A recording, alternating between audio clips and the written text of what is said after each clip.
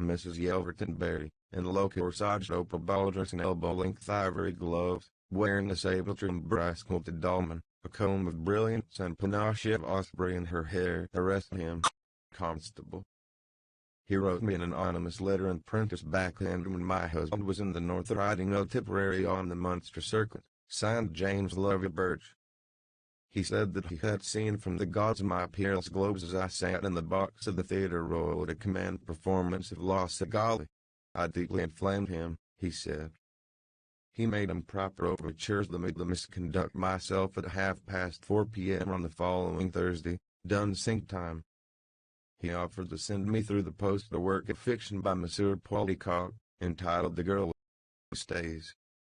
Mrs. Bellingham, in cap and silk-coney mantle, wrapped up to the nose, steps out of her Burgundy cans through tortoise quizzing glasses which she takes from inside her huge opossum muff. Also to me.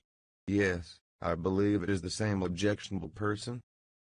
Because he closed my carriage door outside Sir Thornley Stoker's one sleety day during the cold snap of February 93 when even the grit of the waste hair pipe and the bath top in my bath cistern were frozen. Subsequently he enclosed a balloon of edelweiss cold on the heights, as he said, in my honor. I had it examined by a botanical expert and elicited the information that it was a blossom of the homegrown potato plant purloined from the forsythia of the model farm. Mrs. Yelverton Berry, shame on him. A crowd of sluts and ragamuffins surges forward, the sluts and ragamuffins, screaming, "Stop thief! Hurrah there, little beard!" 3 cheers for Eskimo. Second watch, produces handcuffs. Here are the Darbies. Mrs. Bellingham, he addressed me in several handwritings with fulsome compliments as a Venus in furs and alleged profound pity for my frostbound coachman Palmer, while in the same breath he expressed himself as envious of his earflaps and fleecy sheepskins and of his fortunate proximity to my person, when standing behind my chair wearing my livery and the armory of bearings of the Bellingham escutcheon garnished sable, a buck's head coupe-nor.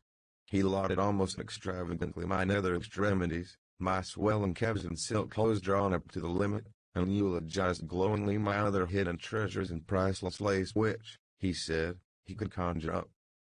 He urged me, stating that he felt it his mission in life to urge me to defile the marriage bed, to commit adultery at the earliest possible opportunity.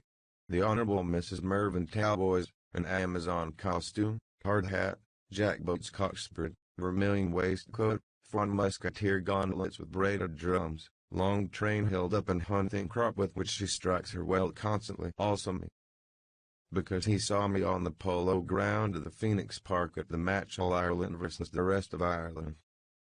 My eyes, I know, shone divinely as I watched Captain Slogger Dennehy of the Enniskillings win the final shakir on his darling Cobb Centaur.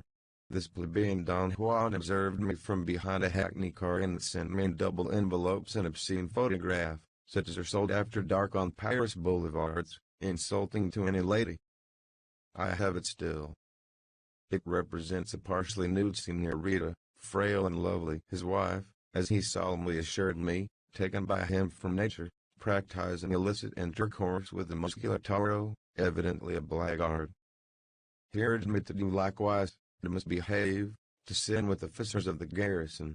He implored me to soil his letter in an unspeakable manner, to chastise him as he richly deserves, to bestride and ride him, to give him a most vicious horsewhipping. Mrs. Bellingham, me too. Mrs. Yelverton Berry, me too. Several highly respectable Dublin ladies hold up in proper letters received from Bloom.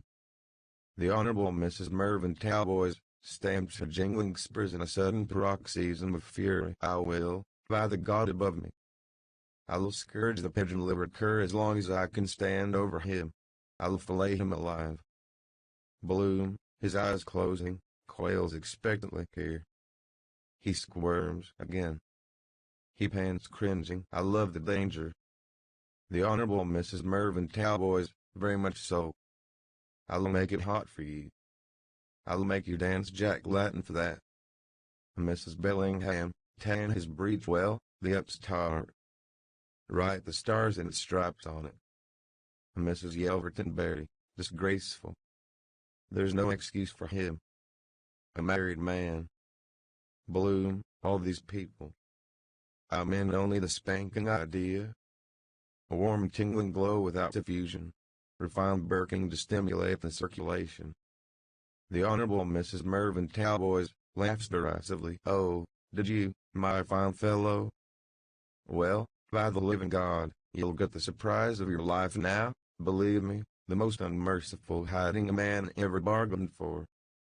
You have lashed the dormant tigress in my nature into fury. Mrs. Bellingham shakes her muff and quizzing glasses vindictively. Make him smart, hand it ear. Give him ginger. Thrash the mongrel within an inch of his life. The cat o' nine tails. Gull him. Vivisect him. Bloom, shuddering, shrinking, joins his hands, with hangdog mien. Oh cold. Oh shivery. It was your ambrosial beauty. Forgive. Kismet. Let me off this once. He offers the other cheek. Mrs. Yelverton Berry, severely. Don't do so on any account, Mrs. Talboys. He should be soundly trounced. The Honorable Mrs. Mervyn Talboys, buttoning her gauntlet violently. I'll do no such thing. Pig-ducking always was ever since he was pupped. To dare address me, I'll flog him black and blue in the public streets. I'll dig my spurs in him up to the royal. He is a well-known cuckold. She swishes her hunting crop savagely in the air. Take down his trousers without loss of time. Come here, sir. Quick. Ready. Bloom, trembling, beginning to obey. The weather has been so warm. Davy Stevens, ringletted, passes with a bevy of barefoot newsboys. Davy Stevens, messenger of the Sacred Heart and Evening Telegraph with St. Patrick's Day supplement, containing the new addresses of all the cuckolds in Dublin. The Very Reverend Canon O'Hanlon in cloth and gold coat elevates and exposes a marble timepiece. Before him Father Conroy and the Reverend John Hughes S.J. Benglow. The timepiece, unpertaining, cuckoo. Cuckoo. Cuckoo. The brass chords of a bed are heard to jingle. The chords, jijag. Jigajig. Jijag. A panel of fog rolls back rapidly, revealing rapidly in the gearbox the faces of Martin Cunningham, Foreman, Silk-Hatted, Jack Power, Simon Dedalus, Tom Kernan, Ned Lambert, John Henry Mint and Miles Crawford, Linehan, Paddy Leonard, Nosey Flynn, Imcoa and the featureless face of a nameless one. The nameless one, bareback riding. Wait for age. Gob, he organized her. The jurors, all their heads turned to his voice. The nameless one, snarls, ours over tip. 100 shillings to 5.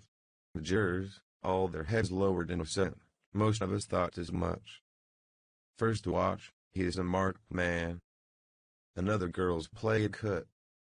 Wanted, Jack the Ripper. £1,000 reward. Second watch, odd, whispers, and in black. A Mormon. Anarchist. The crier, loudly, whereas Leopold Bloom of no fixed abode is a well-known dynamitard, forger, bigamist, bodling cuckold and a public nuisance to the citizens of Dublin, and whereas at this commission of assizes the most honourable, His Honour, Sir Frederick Falconer, Recorder of Dublin, and Judicial Guard at Greystone rises from the bench, stone-bearded. He bears in his arms an umbrella sceptre. From his forehead arise starkly the mosaic ramshorns. The Recorder, I will put an end to this white slave traffic and rid Dublin of this odious pest. Scandalous. He dons the black cap. Let him be taken, Mr. Sheriff, from the dock where he now stands and detained in custody in Mountjoy prison during his Majesty's pleasure, and there be hanged by the neck until he is dead, and there and fail not at your peril, or may the Lord have mercy on your soul. Remove him. A black skull cap descends upon his head. The Sheriff Long John Fanning appears, smoking a pungent Henry Clay. Long John Fanning scowls and calls with rich rolling utterance, "Who'll hang Judas Iscariot?" H. Rumbold, Master Barber, in a blood collar jerkin and tanner's apron, a rope coiled over his shoulder, mounts the block. a life preserver and a nail-studded bludgeon are stuck in his belt. He rubs grimly his grappling hands, knobbed with knuckle dusters. Rumbled to the recorder with sinister familiarity, hanging Harry, your majesty, the mercy tear. 5 guineas a jugler. Neck or nothing. The bells of George's church toll slowly, loud dark iron. The bells, hey-oh, hey-oh, Bloom, desperately, wait. Stop. Girls. Good heart. I saw. Innocence. Girl in the monkey house. Zoo. Little chimpanzee. Breathlessly, pelvic basin. Her artless blush unmanned me. Overcome with emotion, I left the precincts. He turned to a figure in the crowd, appealing. Hines, may I speak to you? You know me. That 3 shillings you can keep. If you want a little more. Hines, coldly, you are a perfect stranger. Second watch, points to the corner. The bomb is here. First watch, infernal machine with a time fuse. Bloom, no, no. Peg's feet. I was at a funeral. First watch, draws his truncheon. Liar. The beagle lifts his snout, showing the gray scorbutic face of Paddy Dignan. He has not all. He exhales a putrid carcass for breath. He grows to human size and shape. His dachshund coat becomes a brown mortuary habit. His green eye flashes bloodshot. Half of one ear, all the nose and both thumbs are gulatin. Paddy Dignan, in a hollow voice, it is true. It was my funeral. Dr. Finnecane pronounced life extinct when I succumbed to the disease from natural causes. He lifts his mutilated ashen face moonwards and bays lugubriously. Bloom, in triumph, you hear. Paddy Dignan, Bloom, I am Paddy Dignan's spirit. List, list, oh list. Bloom, the voice is the voice of Esau. Second watch, blesses himself, how is that possible? First watch, it is not in the penny catechism. Paddy Dignan, by metempsychosis. Spooks. A voice, oh rocks. Paddy Dignan, earnestly, once I was in the employ of Mr. J. H. Minton, solicitor, commissioner frozen affidavits, of 27 Bachelor's Walk. Now I am defunct, the wall of the heart hypertrophied. Heart lines. The poor wife was awfully cut up. How is she bearing it? Keep her off that bottle of sherry. He looks round him, a lamp. I must satisfy an animal need. That buttermilk didn't agree with me. The portly figure of John O'Connell, caretaker, stands forth, holding a bunch of keys tied with crate. Beside him stands Father Coffee, chaplain, toad-bellied, rhinocked, in a surplice and bandana nightcap, holding sleepily a staff twisted poppies. Father Coffee yawns, then chants with a hoarse crow, Amen. Jacobs. Boy biscuits. Amen. John O'Connell, foghorn stormily through his megaphone. Dignan, Patrick T., deceased. Paddy Dignan, with pricked up ears, winces, overtones. He wriggles forward and places an ear to the ground. My master's voice. John O'Connell, burial docket letter number EP 85,000. Field 17. House of Keys. Plot 101.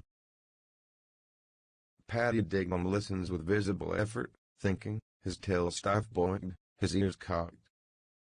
Paddy Dignan, pray for the repose of his soul. He worms down through a coal hole, his brown habit trailing its tether over rattling pebbles. After him toddles an obese grandfather rat on fungus turtle paws under a gray carapace. Dignam's voice, muffled, is heard baying underground. Dignam's dead and gone below.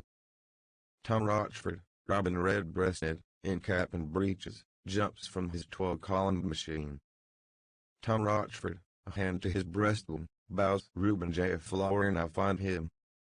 He fixes the manhole with a resolute stare. My turn now. Follow me up to Carlo. He executes a daredevil salmon leap in the air and is engulfed in the coal hole. Two discs on the columns wobble, eyes of naught. All recedes. Bloom plodges forward again through the sun. Kisses chirp amid the rifts of fog piano sounds. He stands before a lighted house, listening. The kisses, winging from their bowers, fly about him, twittering, warbling, cooing. The kisses, warbling, Leo. Twittering, icky-licking, Mickey sticky for Leo. Cooing, coo-coa coo. Yum-yum, boom-woom. Warbling, big calm big. Pirouette. Leo bold. Twittering, Leo-lee. Warbling, oh Leo. The rustle, flutter upon his garments, a light, bright giddy flecks, silvery sequins. Bloom, a man's touch. Sad music. Church music. Perhaps here. Zoe Higgins, a young whore in a sapphire slip, closed with 3 bronze buckles, a slim black velvet fillet round her throat, nods, trips down the steps and accosts him. Zoe, are you looking for someone? He's inside with his friend. Bloom, is this Mrs. Max? Zoe, no, a Taiwan. Mrs. Cohen's. You might go farther and fare worse. Mother Slipper Slapper. Familiarly, she's on the job herself tonight with a vintage tipster that gives her all the winners and pays for her son in Oxford. Working overtime, but her luck's turned today. Suspiciously, you're not his father, are you? Bloom, not I. Zoe, you both in black. His little mustache tickles tonight. His skin, alert, feels her fingertips approach. A hand glides over his left thigh. Zoe, how's the nuts? Bloom, offside. Curiously they are on the right. Heavier, I suppose. 1 in a million, my tailor, Mesias, says. Zoe, in sudden alarm, you've a hard chancre. Bloom, not likely. Zoe, I feel it. Her hand slides into his left trouser pocket and brings out a hard black shriveled potato. She regards it in Bloom with dumb moist lips. Bloom, a talisman. Heirloom. Zoe, for Zoe. For keeps. For being so nice, eh? She puts the potato greedily into a pocket and links his arm, cuddling him with supple warmth. He smiles uneasily. Slowly, note by note, Oriental music is played. He gazes in the tawny crystal of her eyes, ringed with coral. His smile softens. Zoe, you'll know me the next time. Bloom, forlornly, I never loved a deer gazelle, but it was sure to. Gazelles are leaping, feeding on the mountains. Near our lakes. Around the shores file shadows black oak cedar groves. Aroma rises, a strong higher growth of resin. It burns, the orient, a sky of sapphire, cleft by the bronze flight of eagles. Under it lies the wool man sitting nude, white, still, cool, and luxury. A fountain murmurs among damask roses. A mammoth roses murmur of scarlet wine and grapes. The wine of shame, lust, blood exudes, strangely murmuring. Zoe, murmuring, sings song with the music, her odalisque lips lusciously smeared with savage swin of fat and rose water, shower turn away in the walk, baying on the ear shalom. Bloom, fascinated, I thought you were a good stock by your accent. Zoe, and you know what thought did? She bites his ear gently with little gold-stopped teeth, sending on him a cloying breath of stale garlic. The roses draw apart, disclose a sepulchre of the gold of kings in their moldering bones. Bloom, draws back, mechanically caressing her right bub with a flat, awkward hand. Are you a Dublin girl? Zoe, catches a stray hair deftly and twists it at her coil. No bloody fear. I'm English. Have you a swag, Jerut? Bloom, as before, rarely smoked, dear. Cigar now and then. Childish device. Lutely, the mouth can be better engaged than with a cylinder of rank weed. Zoe, go on. Make a stump speech out of it. Bloom, in workman's corduroy overalls, black gansey with red flowing tie and Apache cap, mankind is incorrigible. Sir Walter, a leg brought from the New World, that potato in the tweed, the one a killer of pestilence by absorption, the other a poisoner of the ear, eye, heart, memory, will, understanding, all. That is to say, he brought the poison 100 years before another person whose name I forget brought the food. Suicide. Lies. All our have-beens. Why, look at our public life. Midnight chimes from distant steeples. The chimes, turn again, Leopold. Lord Mayor of Dublin. Bloom, an alderman's gown and chain, electors of Arnkey, Inskey, Rotunda, Mountjoy and North Dock, better run a tram line, I say, from the cattle market to the river. That's the music of the future. That's my program. Cui bono. Bitter Buchner Fender Deckens and their phantom ship of finance. An elector, 3 times 3 for our future chief magistrate. The aurora borealis of the torchlight procession leaps. The torch-bearers, hooray. Several well-known burgesses, city magnates and freemen of the city shake hands with Bloom and congratulate him. Timothy Harrington, late thrice Lord Mayor of Dublin, imposing in mayoral scarlet, gold chain and white silk tie, confers with Councillor Larkane Sherlock, locum tenens. Then nod vigorously in agreement. Late Lord Mayor Harrington, in scarlet robe with mace, gold mayoral chain and large white silk scarf. That Alderman Sir Leo Bloom's speech be printed at the expense of the ratepayers. That the house in which he was born be ornamented with a commemorative tablet, and that the thoroughfare hitherto known as Cow Parlour off Cork Street be henceforth designated Boulevard Bloom. Councillor Larkane Sherlock, carried unanimously. Bloom, impassionedly. These Flying Dutchmen are lying Dutchmen as they recline in their upholstered poop, casting dice. What reck they? Machines is their cry, their chimera, their panacea. Labor-saving apparatuses, supplanters, bugbears, manufactured monsters for mutual murder, hideous hobgoblins produced by a horde of capitalistic lusts upon our prostituted labor. The poor man starves while they're grassing their Royal Mountain stags or shooting peasants and partridges in the purblind pomp of pelf and power.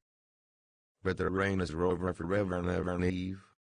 Prolonged applause. Venetian masts, maypoles and festal arches spring up. A streamer bearing the legend said Mile Felt and Matam Melech Israel spans the street. All the windows are thronged with sightseers, chiefly ladies.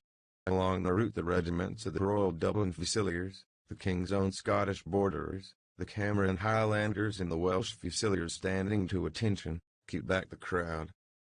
Boys from high school are perched on the lamp posts, telegraph poles, windowsills, cornices, gutters, chimney pots, railings, rain spouts, whistling and cheering the pillar of the cloud appears. A fife and drum band is heard in the distance playing the Kol Nidra. The beaters approach with imperial eagles hoisted, trailing banners and waving oriental palms. The chryselephantine papal standard rises high, surrounded by pennons of the Celtic flag. The van of the procession appears headed by John Howard Parnell, City Marshal, and the chessboard tabard, the Athlone Pursuivant and Ulster King of Arms. They are followed by the Right Honourable Joseph Hutchinson, Lord Mayor of Dublin, his Lordship the Lord Mayor of Cork, their worships the Mayors of Limerick, Galway, Sligo and Waterford, 28 Irish representative peers, sirs, grandees and maharajas bearing the cloth of the state, the Dublin Metropolitan Fire Brigade, the chapter of the Saints of Finance and the plutocratic order of precedence, the Bishop of Down and Connor, His Eminence Michael Cardinal Logue, Archbishop of Armagh, Primate of Ireland, His Grace, the Most Reverend Dr. William Alexander, Archbishop of Armagh, Primate of Ireland, the Chief Rabbi, the Presbyterian Moderator, the heads of the Baptist, Methodist and Moravian chapels and the Honorary Secretary of the Society of Friends. After them march the guilds and trades and train bands with flying colors, coopers, bird fanciers, millwrights, newspaper canvassers, lost scriveners, masters, vintners, truss makers, chimney sweeps, lard refiners, poplar weavers, farriers, Italian warehousemen, church decorators, bootjack manufacturers, undertakers, silk mercers, lapidaries, salesmasters, court cutters, assessors of fire losses, dyers and cleaners, export battlers, fillmongers, ticket writers, heraldic seal engravers, horse repository hands, bullion brokers, cricket and archery outfitters, riddle makers, egg and potato factors, hosiers and glovers, plumbing contractors. After them marched gentlemen of the bedchamber, Black Rod, Deputy Garter, Gold Stick, the Master of Horse, the Lord Great Chamberlain, the Earl Marshal, the High Constable carrying the sword of state, St. Stephen's iron crown, the chalice and Bible. 4 buglers on foot blow a senate. Beefeaters reply, winding clarions of welcome.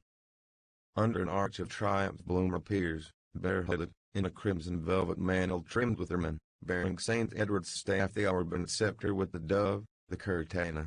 He is seated on a milk-white horse with long flowing crimson tail, richly caparisoned, with golden headstall.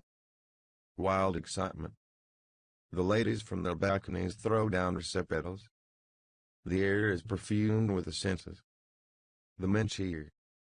Bloom's boys run amid the bystanders with branches of hawthorn and wren bushes. Bloom's boys, the wren, the king of all birds, St. Stephen's his day was caught in the furs. A blacksmith murmurs, for the honor of God. And as that Bloom, he scarcely looks 31. A pavior and flagger, that's the famous Bloom now, the world's greatest reformer. Hats off. All uncover their heads. Women whisper eagerly. Millionaires, richly, isn't he simply wonderful? A noble woman, nobly, all that man has seen. A feminist, masculinely indone. A bell hanger, a classic face. He has the forehead of a thinker. Bloom's weather. A sunburst appears in the northwest. The Bishop of Down and Connor, I here present your undoubted Emperor, President and King Chairman, the most serene and potent and very puissant ruler of this realm. God save Leopold I. All, God save Leopold I. Bloom, emblematic and purple mantle, to the Bishop of Down and Connor, with dignity, thanks, somewhat eminent sir. William, Archbishop of Armagh, in purple stock and shovel hat, we do your power cause law and mercy to be executed in all your judgments in our lending territories thereunto belonging. Bloom, placing his right hand on his testicles, swears, so may the Creator deal with me. All this I promise to do.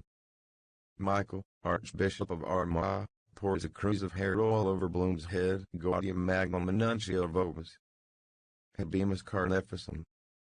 Leopold, Patrick, Andrew, David, George, be thou anointed. Bloom assumes a mantle of cloth of gold and puts on a ruby ring. He ascends and stands on the stone of destiny. The representative peers put on at the same time their 28 crowns. Joybells ring in Christ Church, St. Patrick's, George's and Game Hyde. Merest bizarre fireworks go up from all sides with symbolical pyrotechnic designs. The peers homage, one by one, approaching and genuflecting.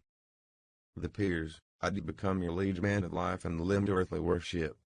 Bloom holds up his right hand on which sparkles the Koh-i-Noor diamond. His palfrey and ease. Immediate silence. Wireless intercontinental and interplanetary transmitters are set for reception of message. Bloom, my subjects.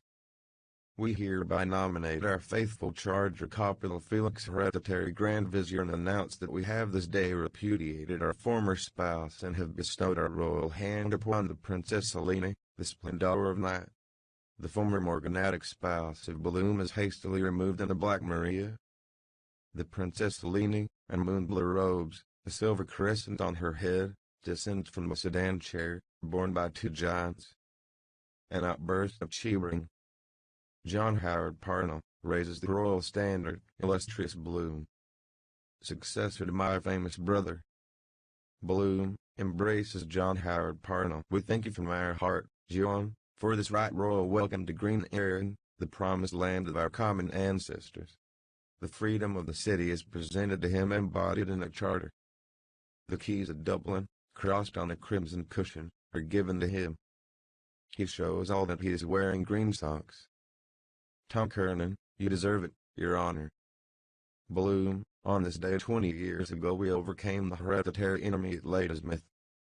Our howitzers and camel swivel guns played on his lines with telling effect. Half a league onward, they charge.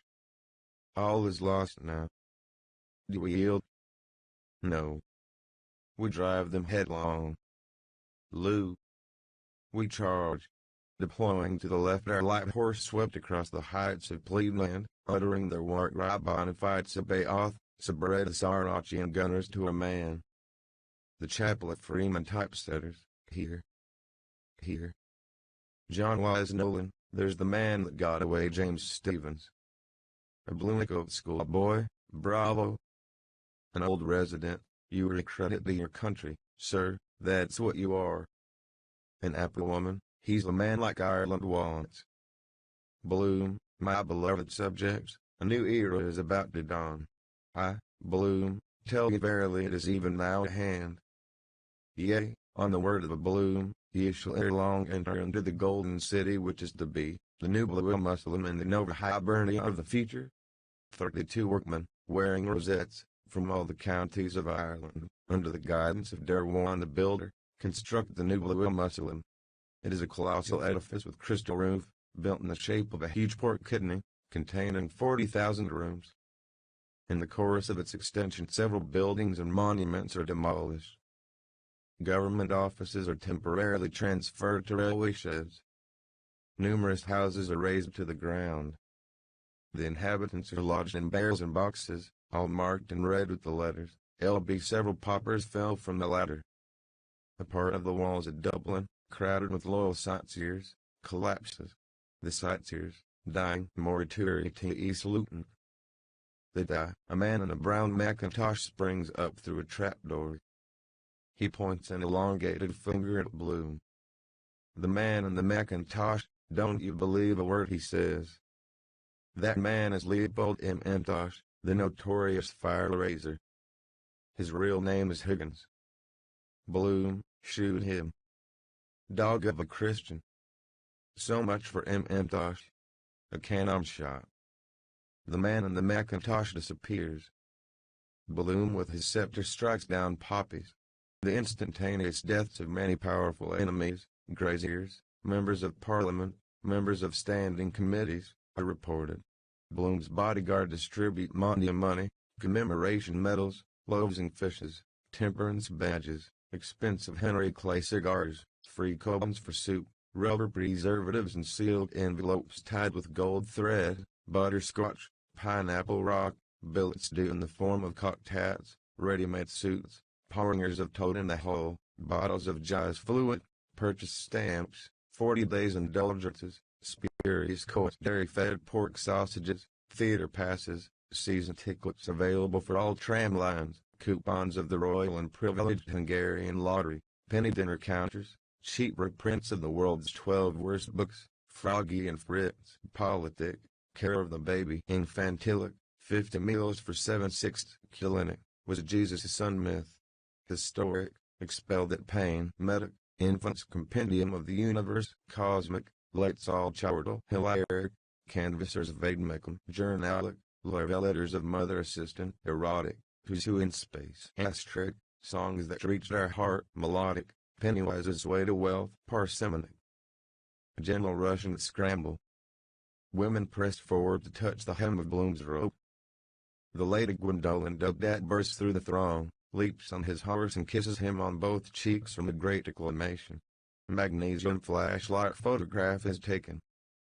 Babes and sucklings are held up. The women, little father. Little father.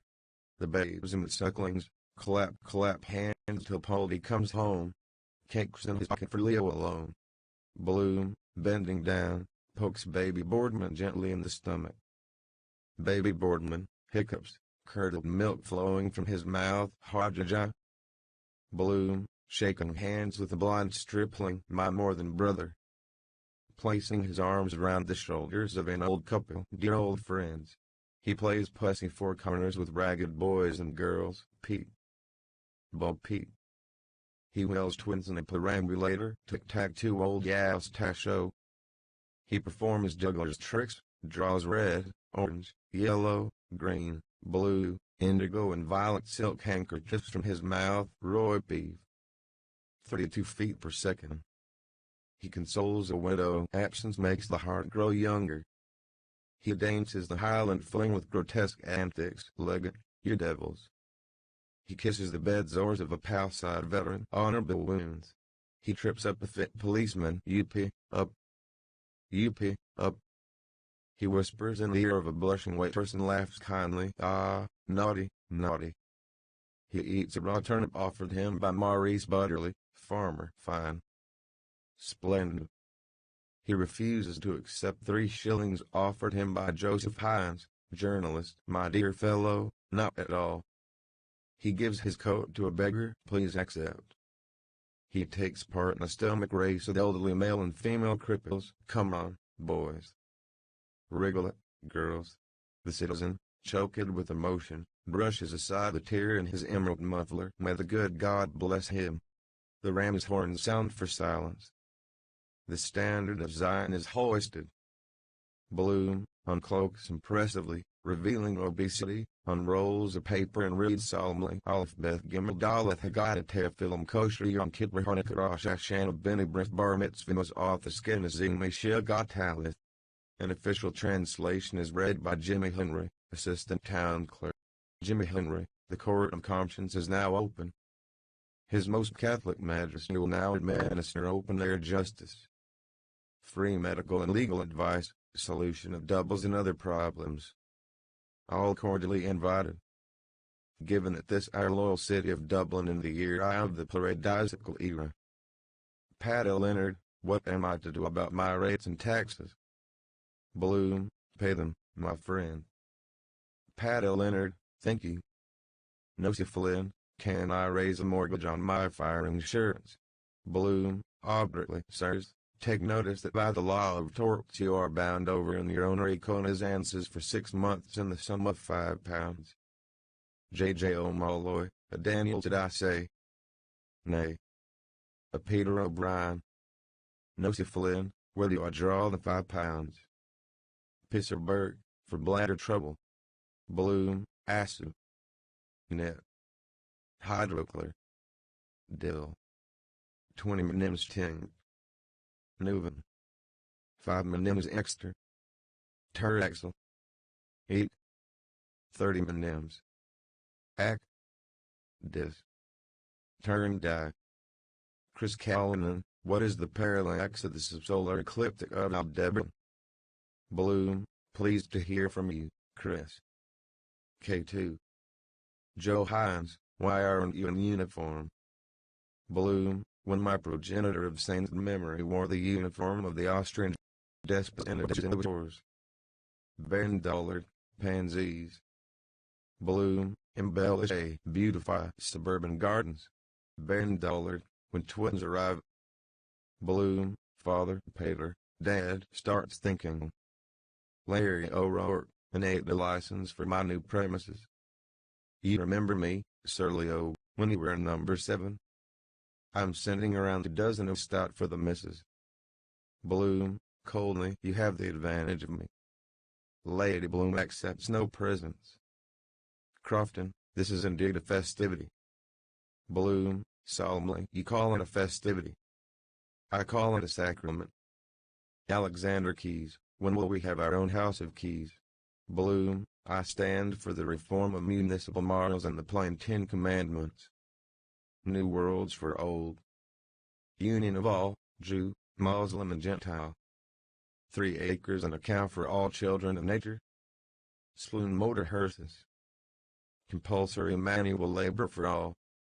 All parks open to the public day and night. Electric dish scrubbers. Tuberculosis, lunacy, war and mendicancy must now cease. General amnesty, weekly carnival with mass license, bonuses for all, Esperanto the universal language with universal brotherhood. No more patriotism of bar-spongers and dropsicle impostors. Free money, free rent, free love in a free lay church and a free lay state. O'Madden Burke, free fox and a free hen roost. David Byrne, yawning. Bloom, mixed races and mixed marriage. Linehan, what about mixed bathing? Bloom explains to those near him his schemes for social regeneration. All agree with him. The keeper of the Kildare Street Museum appears, dragging a lorry on which are the shaking statues of several naked goddesses, Venus Callipyge, Venus Pandemos, Venus Metempsychosis, and plaster figures, also naked, representing the new 9 muses: commerce, operatic music, glamour, publicity, manufacture, liberty of speech, plural voting, gastronomy, private hygiene, seaside concert entertainments, painless obstetrics and astronomy for the people. Father Farley, he is an Episcopalian, an agnostic, and anything Garian seeking to overthrow our holy faith. Mrs. Reardon tears up her will. I'm disappointed in you.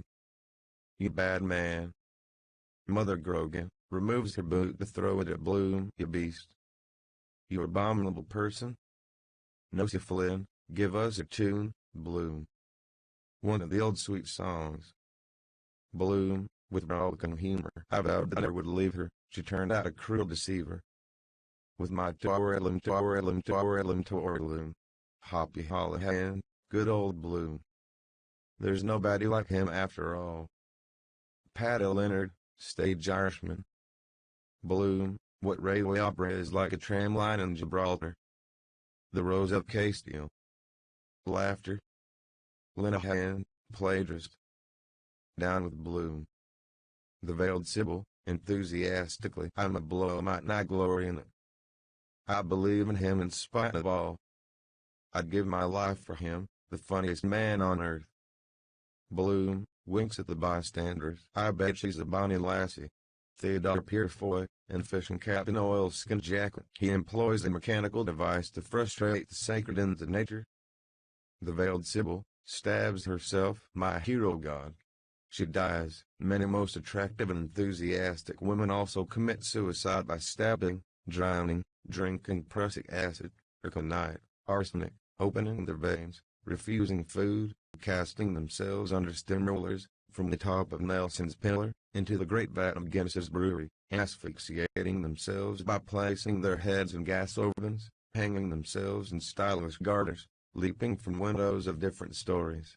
Alexander J. Dowie, violently fellow Christians and Antibolomites, the man called Bloom is from the roots of hell, a disgrace to Christian men. A fiendish libertine from his earliest years, this stinking goat of Mendes gave precocious signs of infantile debauchery, recalling the cities of the plain, with a dissolute grandam. This vile hypocrite, bronzed with infamy, is the white bull mentioned in the Apocalypse. A worshipper of the Scarlet Woman, intrigue is the very breath of his nostrils. The stake faggots in the cauldron of boiling oil of him. Caliban. The mob, lynch him. Roast him. He's as bad as Parnell was. Mr. Fox. Mother Grogan throws her boot at Bloom. Several shopkeepers from Upper and Lower Dorset Street throw objects of little or no commercial value, ham bones, condensed milk tins, unsaleable cabbage, stale bread, sheep's tails, odd pieces of fat. Bloom, excitedly, this is midsummer madness, some ghastly joke again. By heaven, I am guiltless as the ancient snow. It was my brother Henry. He is my double. He lives in number 2 Dolphin's Barn. Slender, the viper, has wrongfully accused me. Fellow countrymen, Skindle and banned by the course Gan Capel. I call on my old friend, Dr. Malachi Mulligan, sex specialist, to give medical testimony on my behalf. Dr. Mulligan, and motor jerkin, green motor goggles on his brow. Dr. Bloom is bisexually abnormal. He has recently escaped from Dr. Eustace's private asylum for demented gentlemen. Born out of wedlock, hereditary epilepsy is present, the consequence of unbridled lust. Traces of elephantiasis have been discovered among his ascendants.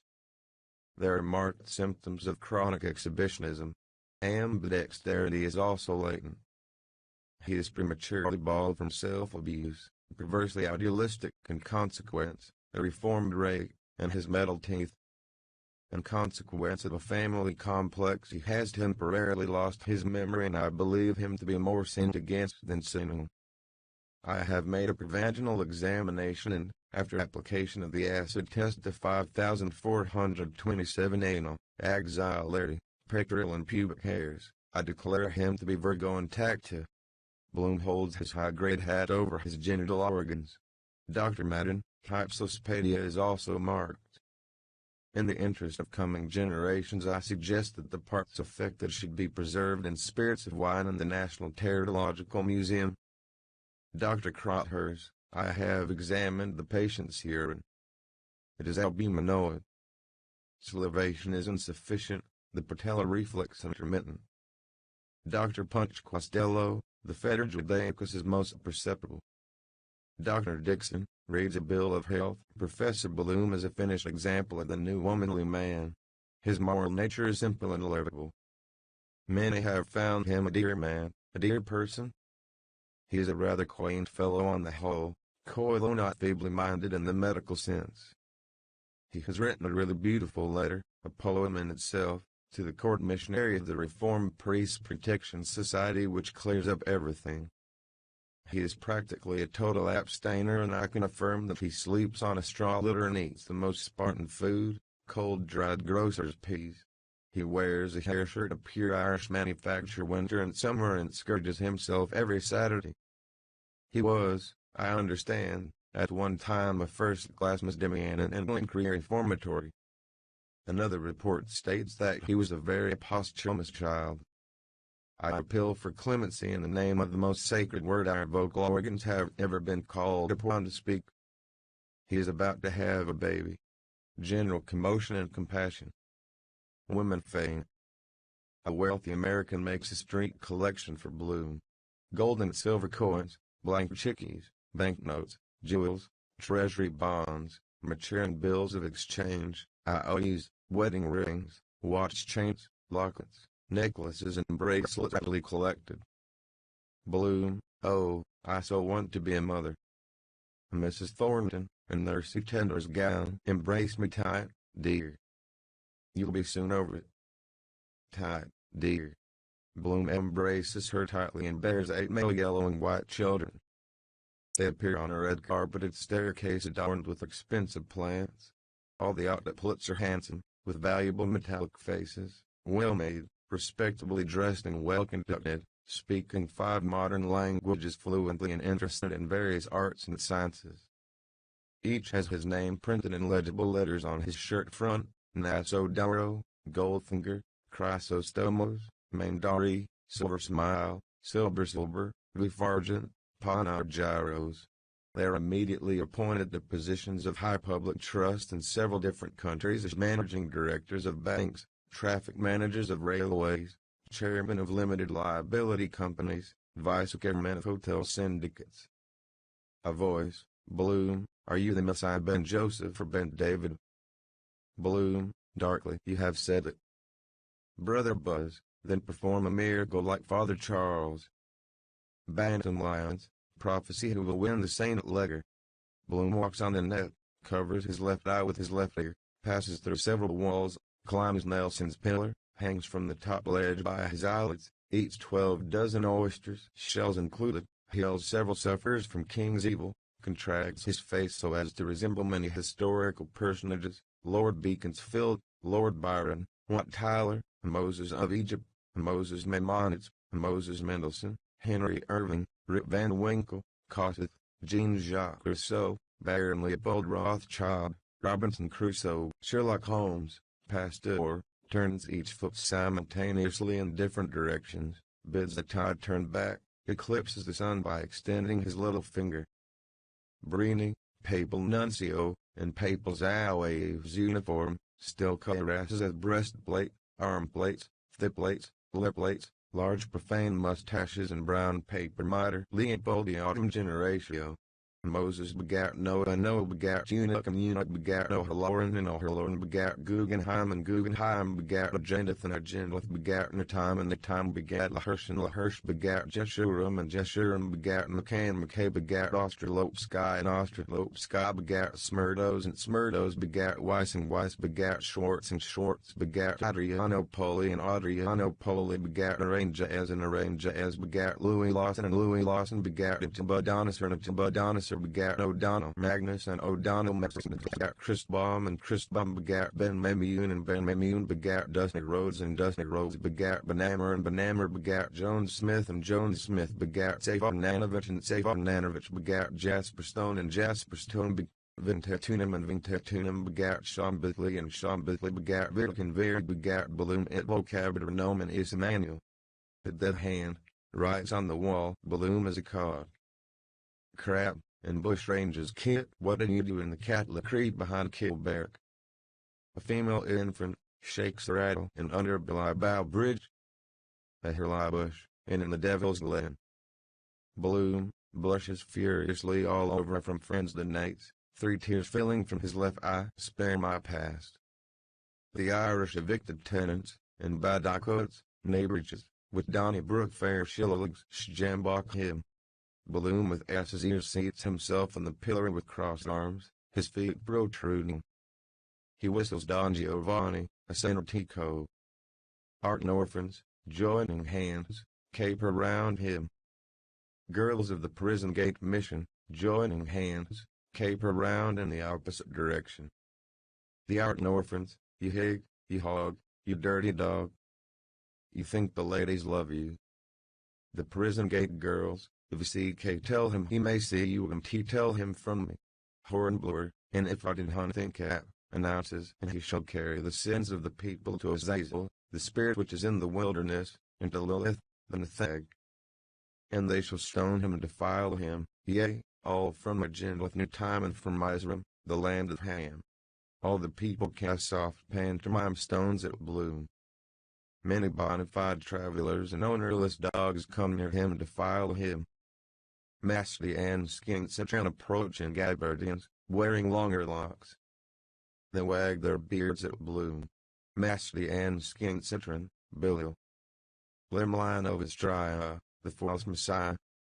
Abulafia. Regan. George Armesius, Bloom's tailor, appears, a tailor's goose under his arm, presenting a bill. Mesius, to alteration 1 pair trousers 11 shillings. Bloom rubs his hands cheerfully, just like old times. Poor Bloom. Reuben J. Dodd, black-bearded Iscariot, bad shepherd, bearing on his shoulders the drowned corpse of his son, approaches the pillory. Reuben J. whispers hoarsely, the squeak is out. The split is gone for the flatties. Nip the first rattler. The fire brigade, flop. Brother Buzz, invests Balloon in yellow habit with embroidery of painted flames and high-pointed hat. He places a bag of gunpowder round his neck and hands him over to the civil power, saying, forgive him his trespasses. Lieutenant Myers of the Dublin Fire Brigade General request sets fire to Bloom. Lamentations. The citizen, thank heaven. Bloom, in the seamless garment marked IHS, stands upright amid phoenix flames. Weep not for me, O daughters of Erin. He exhibits to Dublin reporters traces of burning. The daughters of Erin, in black garments, with large prayer books and long lighted candles in their hands, kneel down and pray.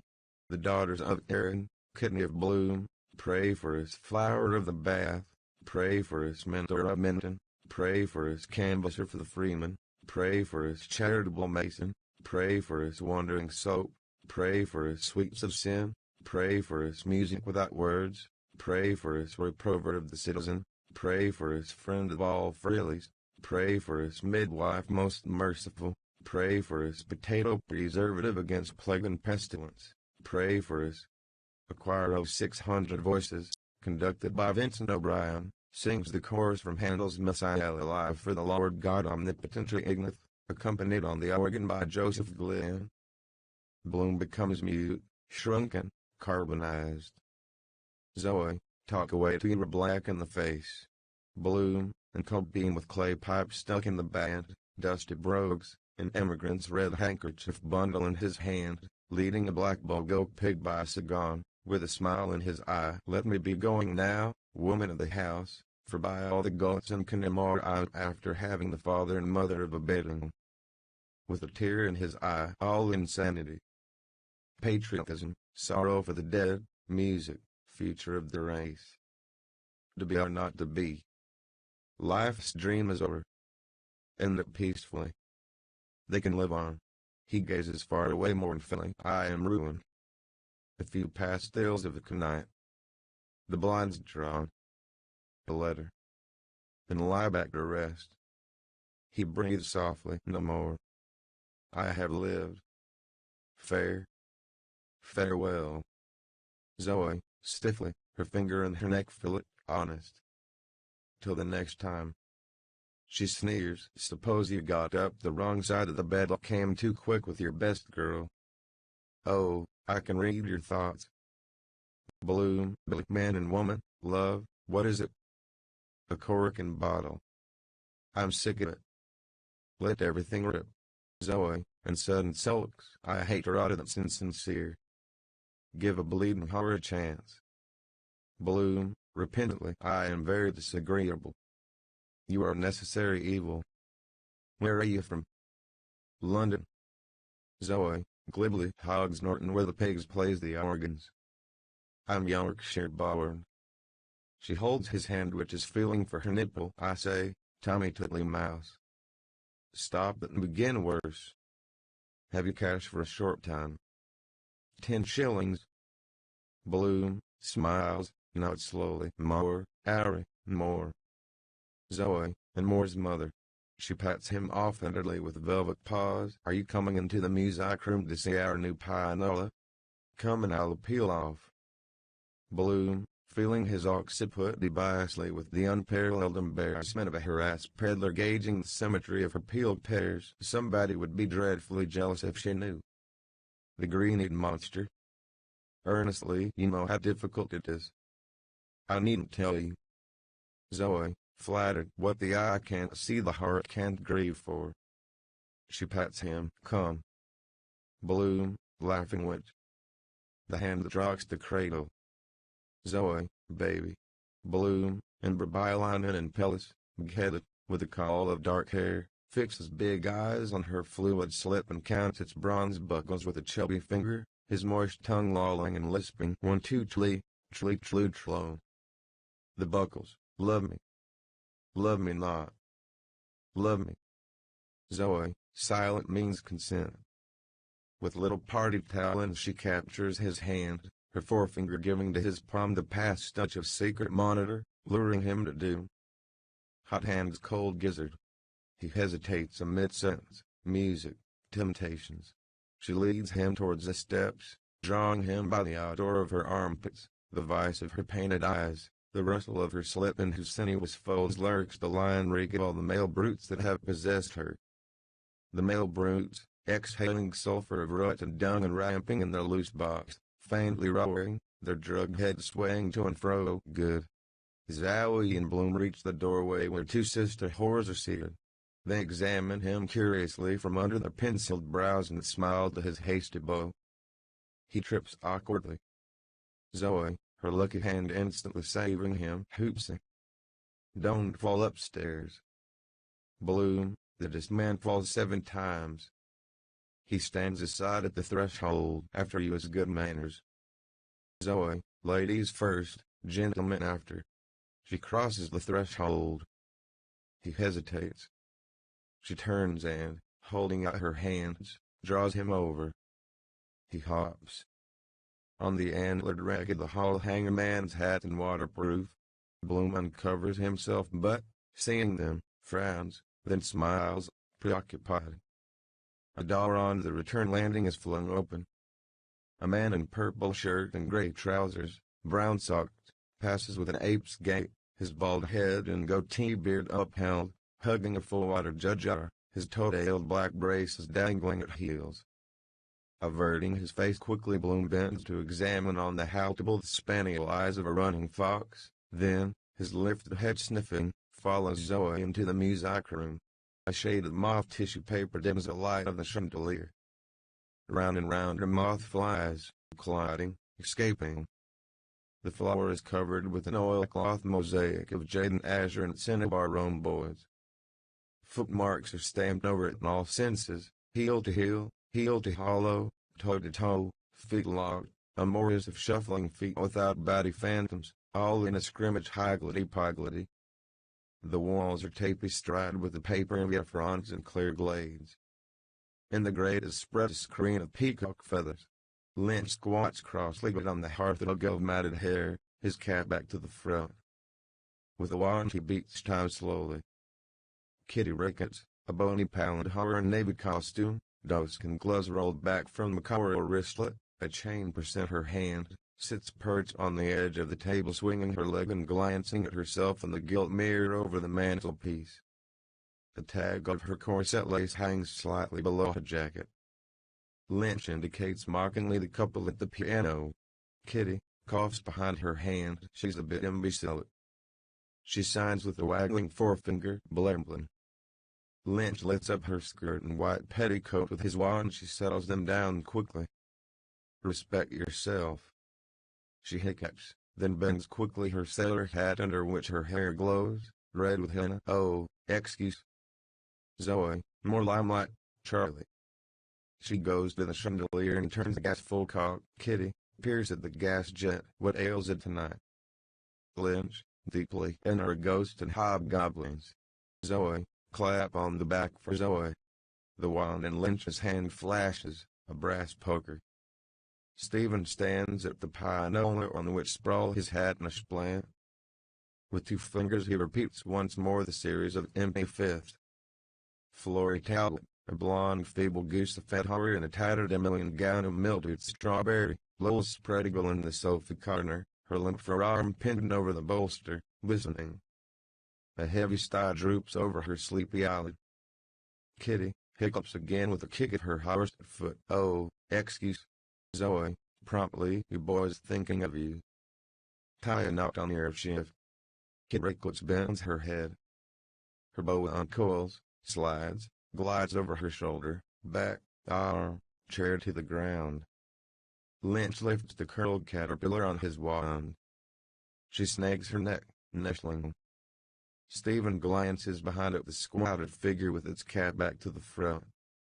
Stephen, as a matter of fact, it is of no importance whether Benedetta Marcello found it or made it. The rite is the poet's rest.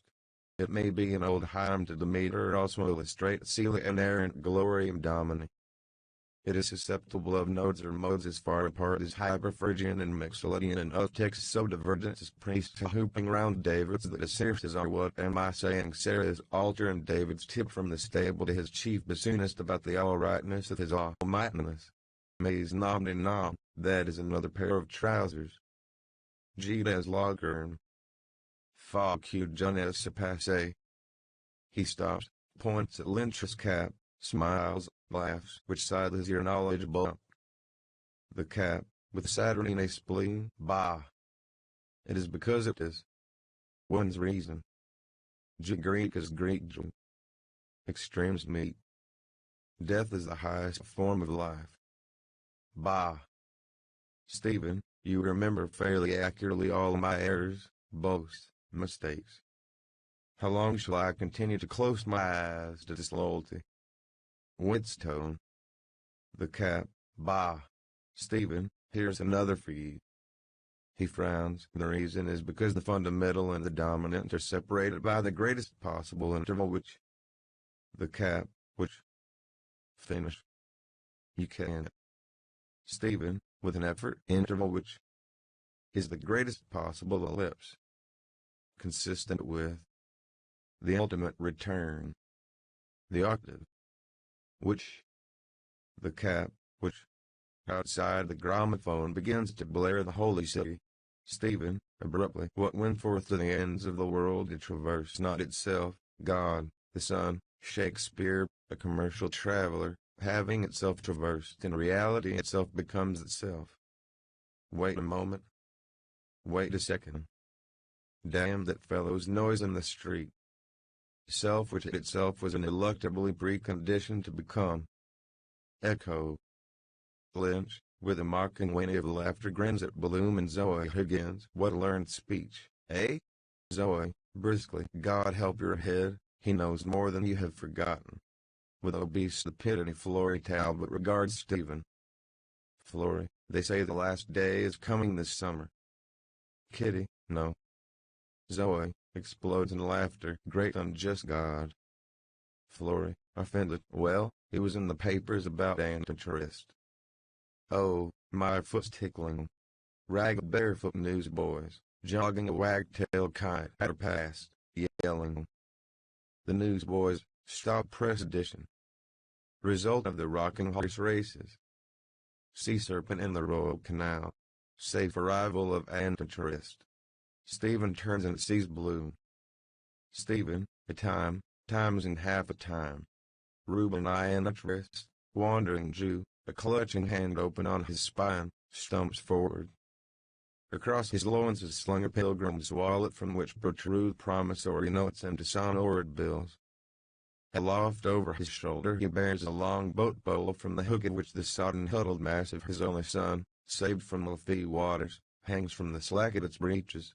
A hobgoblin in the image of Punch Costello, hip-shot, crook-backed, hydrocephalic, prognathic with receding forehead and alley sloper nose, tumbles and somersaults through the gathering darkness. All, what? The hobgoblin, his jaws chattering, capers to and fro, goggling his eyes, squeaking, kangaroo hopping with outstretched clutching arms, then all at once thrusts his lipless face through the fork of his thighs. Il no avient. C.S. moi. Il home queer. Il home primagine. He whirls round and round with dervish howls, sours at dames, fates vos Jew. He crouches juggling. Tiny like planets fly from his hands. Les jouissant fates. The planets rush together, under increpitant cracks, Ryan Vought plus.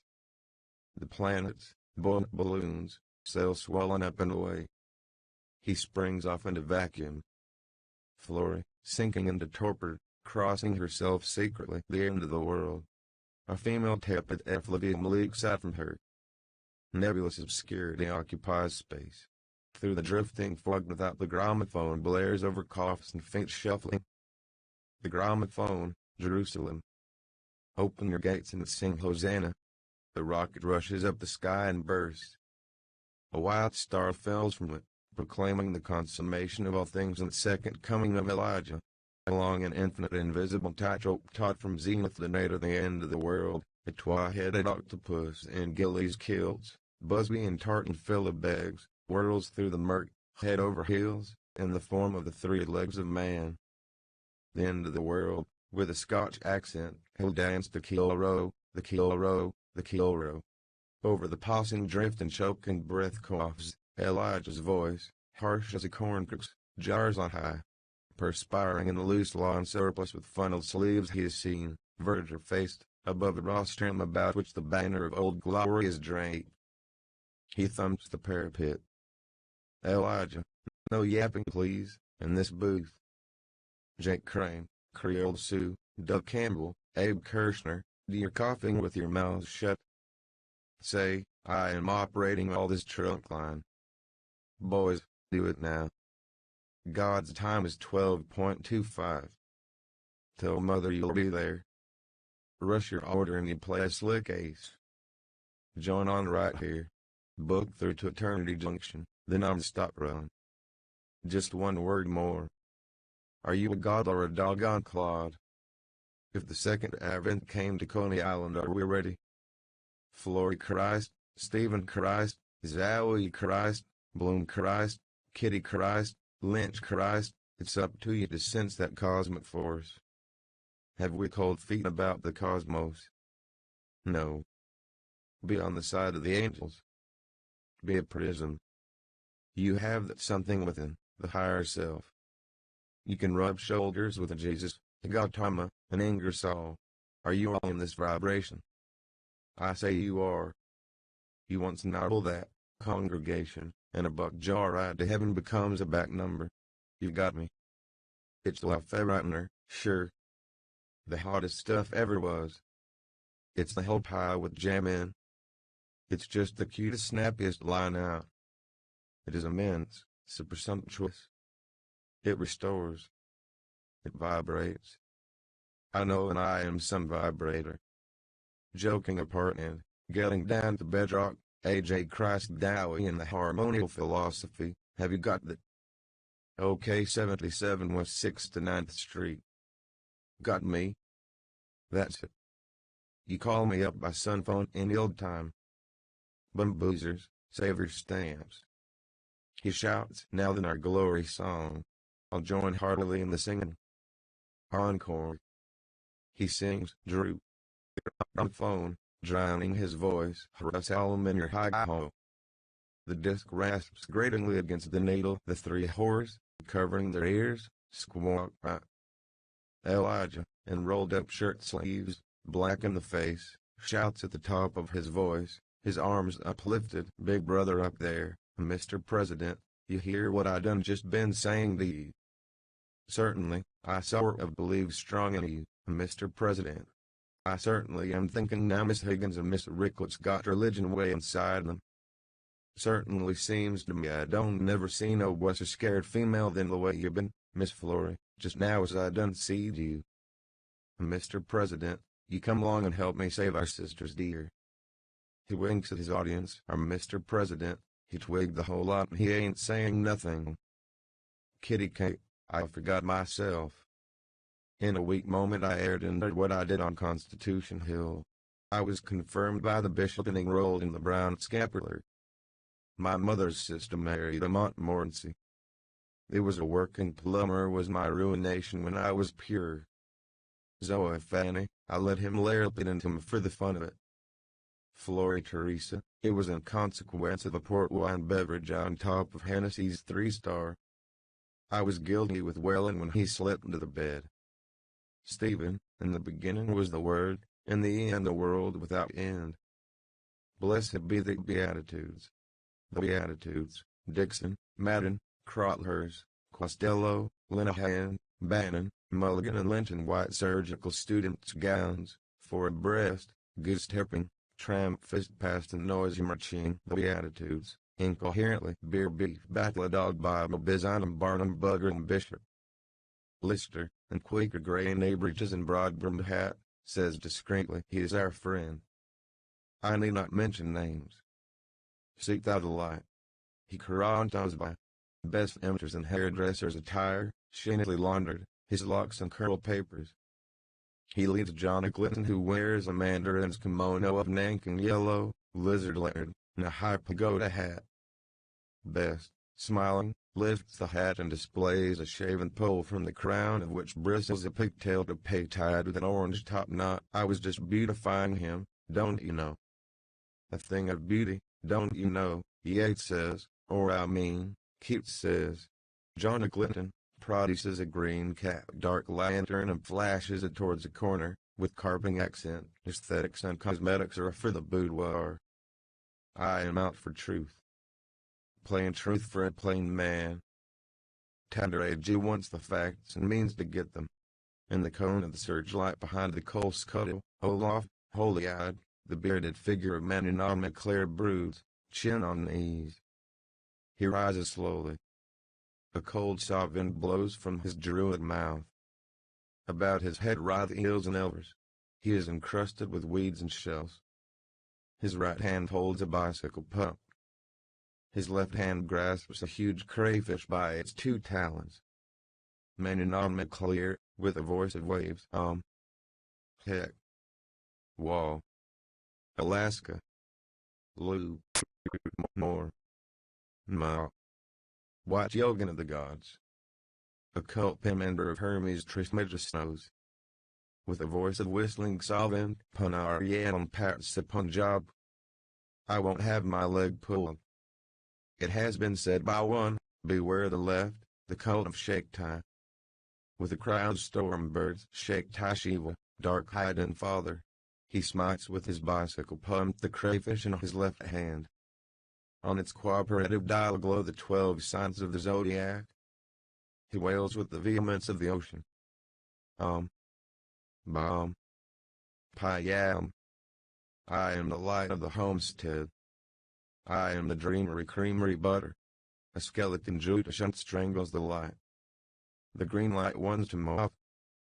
The gas jet wails whistling. The gas jet, Poe. Faye. Zoe runs to the chandelier and, crooking her leg, adjusts the mantle. Zoe, who has a fag as I'm here. Lynch, tossing a cigarette onto the table here. Zoe, her head perched aside in mock pride, is that the way to hand the pod to a lady? She stretches up to light the cigarette over the flame, twirling it slowly, showing the brown tufts of her armpits. Lynch with his poker lifts boldly aside of her slip. Bare from her garters up her flesh appears under the sapphire and Nixie's green. She puffs calmly at her cigarette. Can you see the beauty spot of my behind?